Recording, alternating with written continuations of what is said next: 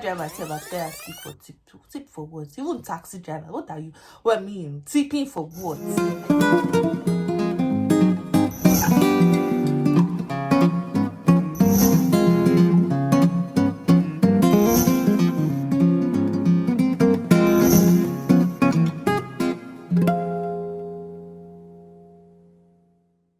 So, talking about Uber drivers and taxi drivers, I'm going to jump onto transportation. Now, in BC, there is a different way for paying for transportation. And I'm saying this in comparison to how it is in Toronto. In Toronto, they use a Presto card. Here in BC, we call it a Compass card, right?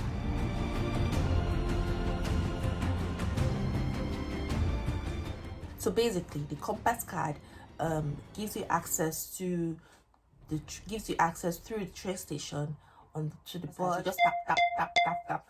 BC has like different zones. So areas in BC are categorized into zones. So when you're using the train, you might be living in the zone 2 area, and the train is coming from the zone 3 area. So for different zones, there are different fares and rates applied to those zones. So the option I chose for loading my Compass card on a monthly basis is I pay for all the zones, because I don't want to start thinking of, oh, how much do I have to pay if I'm going from zone 1 to zone 2, for example. Where I work in zone 3. I live in zone 2. So I don't want to start calculating, because before I started paying a monthly payment, I used to spend like $3.65 just to go to work. Then coming back again, so that's like roughly $7 something or $8 if you're gonna approximate, right? So what I did was pay for all the zones, and that's about $177. You're paying for all the zones. You'll be able to have access to all the zones. So it doesn't matter where you're coming from or where you're going to. Just the revolving payment, right? So that's that about transportation. BC is predominantly owned by the taxi corporation, cab corporation. They are like everywhere. So I'm going to give like a rough estimate. If I'm coming from the airport, which is very far away, it's basically in Richmond. If I'm coming from there to my house, about $50. Too expensive. Plus you might tip. Yeah. Basically what I do, because transportation here is very accessible, I don't like to get on cabs. I really don't like to get on cabs. I just use trains and buses. Very convenient.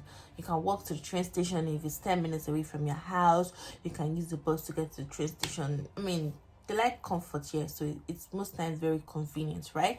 So having said that, I just remember that another thing that you might be spending your money on in regards to food is takeout. There are different apps, guys. There are different apps that you can use to buy food. I have Skip the Dishes, I have DoorDash, all of these things. And then it depends on how your mouth is moving. If you are on for men, I don't care if I add weight, I'm skinny for life. You can be buying food every time. But if you're like me, then you need to be watching our weights every now and then, because we don't want to go too fat. I reduce the way I spend money on takeout. Let's go to the next thing, which is the most important, because you can't be eating and be walking up and down. You don't have a place to stay, right? So I'm going to be talking about the rent. I've gotten questions like, how much do you pay on rent? Yada yada yada. Guys, rent. This is said to be one of the most expensive places to live. Quebec is number 1, Toronto and BC. I kind of think Toronto and BC are like on the same level, but BC could be quite expensive. On an average, the rent ranges between 1,300 Canadian dollars to 1,350 for a 1-bedroom flat. It ranges between that's the average price. It can go from 1,800 to as much as 2,000 CAD. It depends on the kind of house you want to live in, where it is, the type of house. Yeah, basically accessibility to transportation or transit, that also increases rent, if you don't know.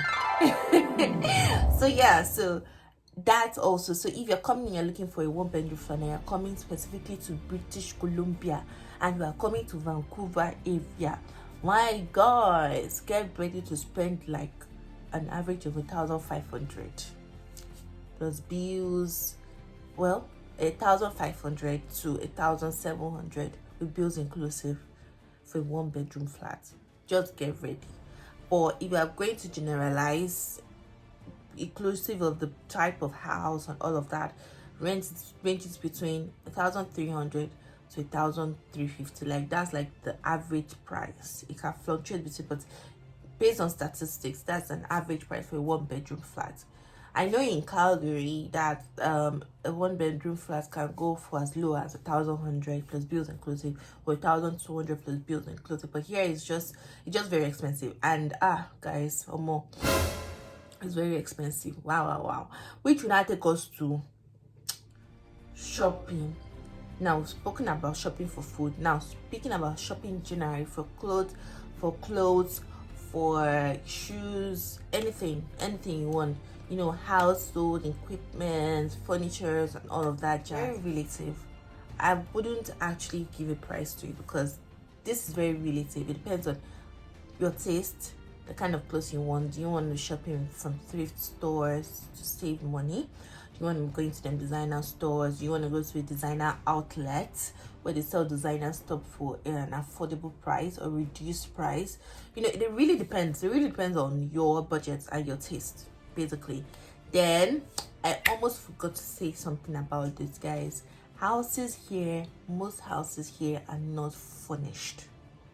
So when you come here and you're getting a house and the rent is about 1,500, you have to consider buying bed. You have to consider buying mattress. You have to consider buying a chair. You have to consider buying lamp, side tables, you know, stools, whatnots, pictures, clocks, and all of that. That's why I've really been taking my time trying to set up that, because it is capital intensive. So you have to consider buying that as well. So most of the houses here, they just give you plain, bam, that's it. And when you come in, you start filling it in with your stuff. Here can go for as high as 2,000, depending on the kind of chair you want to buy. If you want to live I'm living the life, like, you know, of the upholstery has to be gang. You can go for 2,000. So places where you can get these furnitures at a really affordable price and a very convenient way of paying. The brick, WAYFAIR, STRUCTUBE, they have like a plan where you can pay your money in installments. So you can get a bed, you can get a chair, you can get a sofa, you can get table desks, bedside desk, and all of that. But aggregate all of it together, you pay like a certain amount in a month. It's with no interest. So you pay this certain amount in a month when they do their calculations and check your credit scores and all of that, which is very convenient. And I like that way of paying, because you can't, I don't think it's comfortable dropping 1,200 here, 1,500 here, 1,000. So people will think that you have plenty of money. So a monthly plan, instrumental plan is very helpful. So yeah, having talked about that, we talk about taxes, guys. Taxes in Canada in general is very high. Price or percentage is high. Any small thing, HST, TGST, GST, kini konti, that T, this T, that blah blah, T. You just be seeing $11, 12%, 13%. I'm like, for example, if you're gonna get a clothes or a jacket, for example, for a 150 card, just be sparing yourself pay 200 or 220 is coming out of your account, because that price is not the 150. The tax is not included. The tax will be included after. So just be planning that you spend more. So taxes are high, guys. Taxes are high. Yeah, so that's that about taxes. Yeah, so having said that, guys, I've lost track of all the amount I've said, and you know, I've not been able to calculate all of these things, but I'm sure you follow through, and I'm sure you roughly had an idea of how much it is to live in Canada, like what it takes to live in Canada in a month, in a year. If you are coming straight out of Nigeria into this place, I would advise you to check the site. If you've not seen the previous video, please check my video. I'll leave the link down below in the description box and watch it. There is, and I'll leave the link to the site as well. Canada has taken it upon themselves. Like, they've done a great job by explaining how much is needed for each applicant, or it depends on the size of the family for each family to bring when coming to migrating to Canada. So you would see that there, and I would tell you it's not far from it. In a year, you literally might be able to, you literally might spend close to or more than that amount. So yeah, so if you want to live comfortably, or even if you don't have a job, that's amount is it's perfect. So cost of living here is not beans, guys. It's not beans. There's no money growing in our backyard. You have to work for your money. Okay? Okay?